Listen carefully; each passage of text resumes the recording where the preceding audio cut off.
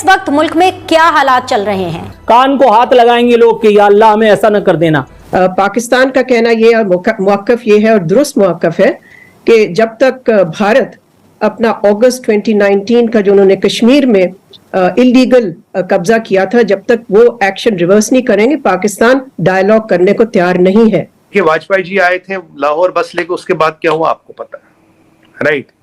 मोदी जी आए थे, नवाज शरीफ साहब के घर आए थे, क्या हुआ? नवाज शरीफ साहब ने 2 बार कोशिश की भारत के साथ दोस्ती करने की, उन पे भारी पड़ गया, देश से भागना पड़ा। बिलावल भुट्टो जरदारी को आप एक साइड भेज रहे हो और एक साइड ये हमला करवा रहे हैं। आर्म्ड फोर्सेस वाले बेचारे शहीद हो रहे हैं और आप इनको डीमोरलाइज कर रहे हैं।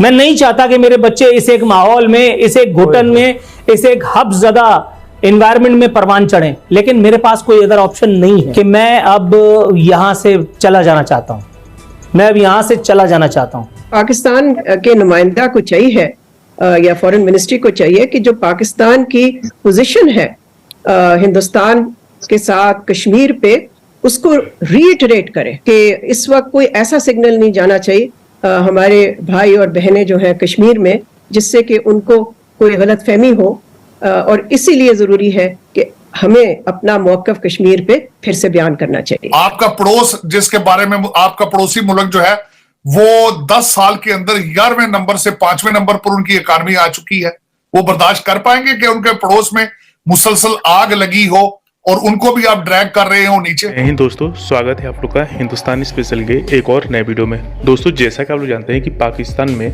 लगातार इस बात पे डिबेट हो रहा है कि जो बिलावल भुट्टो भारत जाएंगे, क्या उनकी मुलाकात मोदी जी से होगी या नहीं होगी। दोस्तों, यूएन में पाकिस्तान का प्रतिनिधित्व कर चुकी मलिहा लोधी को तो आप जानते ही होंगे। मलिहा लोधी वही औरत है जिसने प्लेस्टीन की एक औरत का फोटो दिखाकर कहा था कि कश्मीर में जुल्म हो रहा है, जिसके बाद इंडिया की तरफ से प्रतिनिधित्व कर रहे उन्होंने मलिहा लोधी की पोल खोली थी और बताया कि कैसे पाकिस्तान जो है वो झूठा तस्वीर दिखा के प्रोपेगेंडा करता है। दोस्तों, यहाँ पे एक बार फिर से मलिहा लोधी ने टीवी चैनल पर भारत के खिलाफ जहर जो है वो उगला है और उसका ये कहना है कि कश्मीर जो है वो हमारे लिए मेन मुद्दा है और हम कश्मीर को नहीं छोड़ सकते। दोस्तों, हर पाकिस्तानी कश्मीर पर यही बोलता है, लेकिन अंदर से अगर बात की जाए तो हर पाकिस्तानी ये बात जानता है कि कश्मीर में अब कुछ नहीं होने वाला है।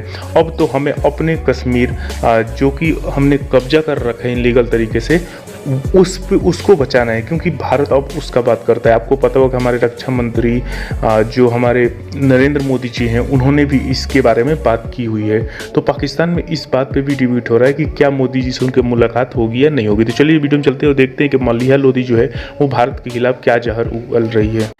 ये बहुत अहम है इन मोर देन वन वेज, खास तौर पे क्योंकि अब कोई 10 साल हो गए कि पाकिस्तान से कोई भी हाई लेवल ऑफिशियल जो है वो भारत गया हो।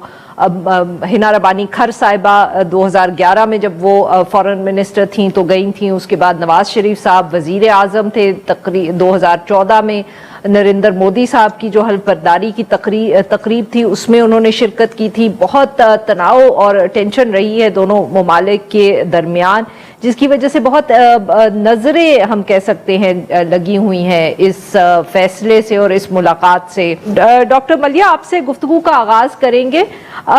कितना अहम है ये SCO का इजलास और किस तरह आप देख रही हैं जो बिलावल भुट्टो जरदारी साहब जा रहे हैं इसमें? देखिए, मेरा ख्याल है कि इससे हमें ज़्यादा उम्मीद नहीं लगानी चाहिए कि इससे कोई पाकिस्तान और भारत के दरमियान कोई बर्फ पिघलेगी, इसलिए कि जैसे आपने कहा आरफा, ये एक मल्टीलैटरल फोरम है, पाकिस्तान इसका एक मेंबर है और ये चीन और रूस के लिए ये जो ऑर्गेनाइजेशन है ये बहुत अहमियत रखती है। तो उस हवाले से मेरा ख्याल है पाकिस्तान की नुमाइंदगी होना तो बिल्कुल करेक्ट डिसीजन है, ये दुरुस्त फैसला है। 8 मेंबर ऑर्गेनाइजेशन है और तवक्को की जा रही है कि 9वां मेंबर भी ज्वाइन कर लेगा, जो कि ईरान है। तो ऐसे वक्त पे मेरा ख्याल है पाकिस्तान की शमूलियत अहम है और ज़रूरी है, लेकिन इससे जो बाहमी ताल्लुकात हैं पाकिस्तान और भारत के दरमियान, मैं नहीं समझती उस पर कोई असर पड़ेगा, इसलिए कि आपको मालूम है कि पिछले कई सालों से वो सूरत हाल हमारी डिप्लोमेटिक जो रिलेशंस हैं वो एक डेडलॉक में है, इम्पास है। और दोनों ममालिक ने जो पोजीशंस इख्तियार की हैं वो म्यूचुअली एक्सक्लूसिव हैं। पाकिस्तान का कहना ये और मौक़िफ़ ये है और दुरुस्त मौक़िफ़ है कि जब तक भारत अपना अगस्त 2019 का जो उन्होंने कश्मीर में इलीगल कब्जा किया था, जब तक वो एक्शन रिवर्स नहीं करेंगे, पाकिस्तान डायलॉग करने को तैयार नहीं है। भारत ने, आपने खुद अभी जिक्र किया कि उनके फॉरेन मिनिस्टर तो बाकायदगी से पाकिस्तान को तनकीद का निशाना बनाते हैं और उनका तो बस एक ही मंत्रा है, टेररिज्म टेररिज्म टेररिज्म।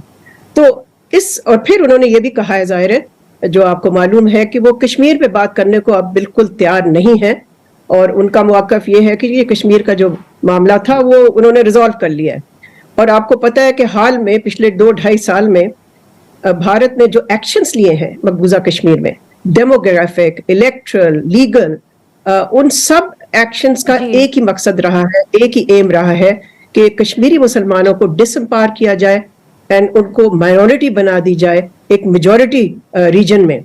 तो देखें, इस बैकग्राउंड में हम नहीं तवक्को कर सकते कि कोई बर्फ पिघलेगी और ये कोई किसी किस्म का आइस ब्रेकर होगा। बोला था हाँ बिरयानी आएंगे, खाएंगे, कहवा पिएंगे या कॉफी पी के चले जाएंगे। मतलब आप देखिए, जब बिलावल के आने का अनाउंसमेंट होता है 6 घंटे बाद पुंछ का अटैक होता है, वो लश्कर जैश मोहम्मद का एफिलिएटेड ग्रुप उसकी जिम्मेदारी लेता है। तो दोनों चीजें एक साथ चल रही है।